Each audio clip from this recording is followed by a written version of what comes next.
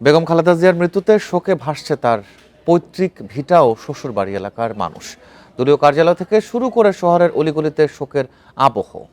শ্রদ্ধা ও ভালোবাসায় তাকে স্মরণ করছেন সর্বস্তরের মানুষ। বিএনপি চেয়ারপারসন সাবেক প্রধানমন্ত্রী বেগম খালেদা জিয়ার মৃত্যুতে শোকে স্তব্ধ তার নিজ জেলা ফেনীর বাসিন্দারা।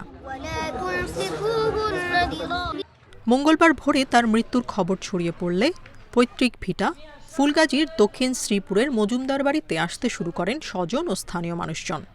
অভিভাবক হারানোর বেদনায় শোকে ভাসছেন তারা। সংবাদ শুনে আমরা আল্লাহর কাছে দুয়া তুলুম, আল্লাহ তুমি আমার বোনকে, আমাদের নেত্রীকে তুমি বেহেশত দান করো। করতেছে যে আমরা বাংলাদেশের 3 টাইমের প্রধানমন্ত্রী হিসেবে হারাইলাম, তার মতো নেত্রী আমরা আর পাবো না। আল্লাহ তাআলা ওনাকে উচ্চ মাকাম আতা দান করে, সবাই দোয়া করিবেন।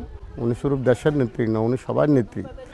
গ্রামের বাড়ি ফেনীতে হলেও বাবার কর্মসূত্রে বেগম খালেদা জিয়ার বেড়ে ওঠা দিনাজপুরে। তার মৃত্যুতে শোকে কাতর স্মৃতিবিজড়িত সদর উপজেলার বাসিন্দারা। আমরা তো আমাদের গর্ব, আমাদের অভিভাবক একজন হারালাম, দেশ আজকে তার অভিভাবক হারালো। আমরা গোটা জাতি, গোটা দেশ, আমরা দিনাজপুরবাসী, আমরা সকলেই শোকাহত। এদিকে আপসহীন নেত্রীর মৃত্যুর খবরে শোকের ছায়া নেমেছে তার শ্বশুরবাড়ি এলাকা বগুড়াতেও। একজন দৃঢ়চেতা নেতাকে হারানোর ক্ষতি পূরণ হওয়ার নয়, এমনটাই বলছেন শোকার্ত বগুড়াবাসী। অভিভাবক শূন্য করে আমাদের এতিম করে, সমগ্র জাতিকে এতিম করে উনি চলে গিয়েছে। দোয়া করি, দোয়ার সাথে আমাদের কিছু করার নেই।